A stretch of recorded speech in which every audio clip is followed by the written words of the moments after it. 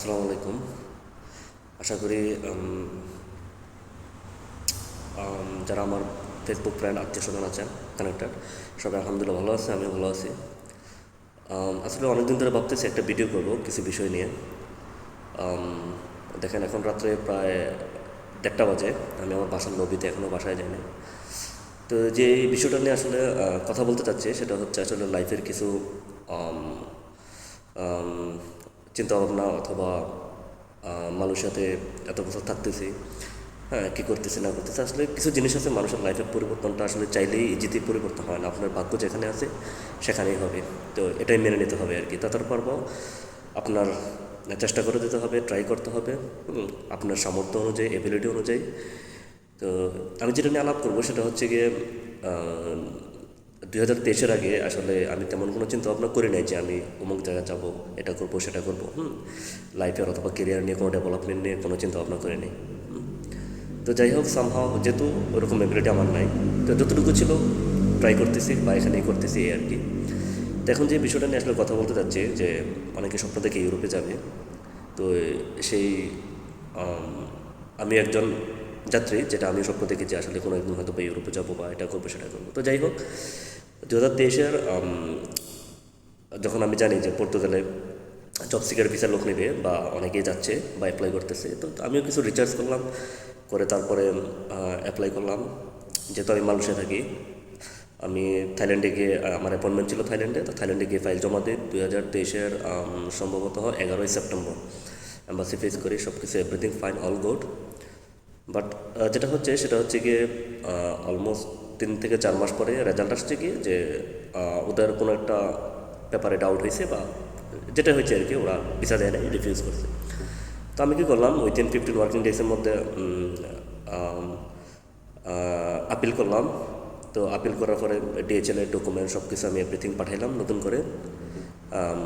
ওরা মেলও দিল যে আপিল রিসিভ করতে, সব এভরিথিং প্রসেস অল গুড। পরে আমি 2 মাস 3 মাস 4 মাস 5 মাস এরকম করতে করতে ওদের সাথে এখনও ইমেলে চালাচালি করতেছি, বাট আনটিল নাও এখন পর্যন্ত আজকে 17-18 মাস হয়ে গেছে, এখন পর্যন্ত কোনো রেজাল্ট নাই। পর্তুগালের যে জব সিকার ভিসার জন্য আমি যখন অ্যাপ্লাই করছি এই পর্যন্ত already 17 month, but there is no result. So যখনই আমি ওদেরকে ফোন দিই ওরা বলে যে যে এখনও প্রসেসিংয়ে আছে, there is no reply from Portuguese authority, this and that blah blah blah. So আসলে এই জিনিসগুলো বুঝছেন, মানুষে আসলে আমি জানি না কে কীভাবে ট্রাই করে। তো আমি আমার বেস্টটা দিয়ে আমি ট্রাই করছি, বাট হয় নাই, এখন পর্যন্ত কোনো রেজাল্ট নাই। তো কিছু কিছু জিনিস আছে আসলে মানুষকে স্ট্রেস দেয়। তো যাই হোক, অ্যাট দ্য সেম টাইম আমি মানুষের সাথে জব করতেছি, ভালোই স্যালারি কামাইতেছি। যাই হোক, যখন মানুষের সাথে প্রথম আসে তখন যে স্যালারি ছিল ওই স্যালারিতে আসলে থাকা খাওয়া ফ্যামিলিতে দেওয়া সাপোর্ট দেওয়ার মতো আসলে তেমন কিছুই থাকে না আর কি।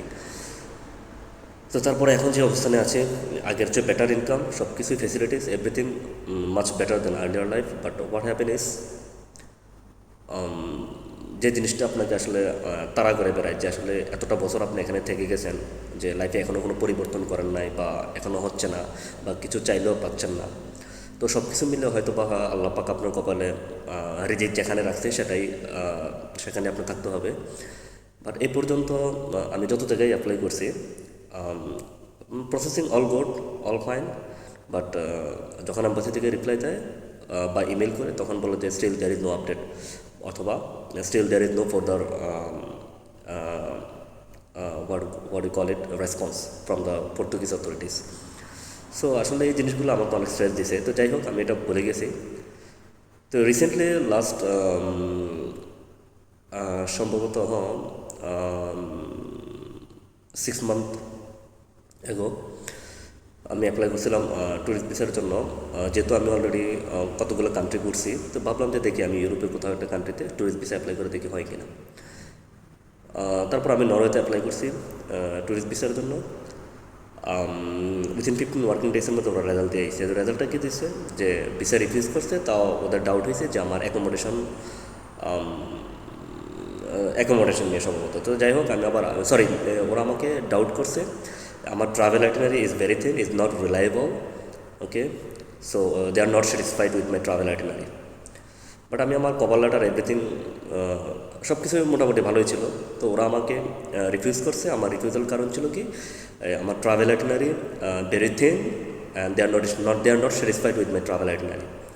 সো আমি কী করলাম, আমি নতুন করে ট্রাভেল আইটিনারি তৈরি করলাম, করে আমি আপিল করলাম। তো এম্বাসি থেকে রিপ্লাই দিল কি যে আপিলের রেজাল্ট হবে উইথিন 12 উইকস। ওই জায়গার মধ্যে অলরেডি আজকে 12 weeks, already 7 weeks, but still there is no update. আমি যখন অ্যাম্বাসিতে ইমেল করি, ওরা বলে যে যে is not their hand, they have to wait from UDI, যেটা হচ্ছে কি আপনার কী বলে এটাকে, নরওয়ের ইমিগ্রেশন। তো ওদের আসলে কোনো কন্ট্যাক্ট নাই, যেহেতু আপনার আপিল করছেন, ওরা যখন সময় পাবে, মর্জি পাবে, ওদের মতো ওরা ভিসা দিবে। তো আসলে অ্যাজ এ বাংলাদেশি হিসেবে আমরা যেটা বিলিভ করি আর কি, আমি যেটা বিশ্বাস করি আর কি, আসলে আমার মনে হয় ওরা এটা ডিপেন্ড করেছিল ওদের উপর যে ওরা কাকে ভিসা দিবে কাকে দিবে না।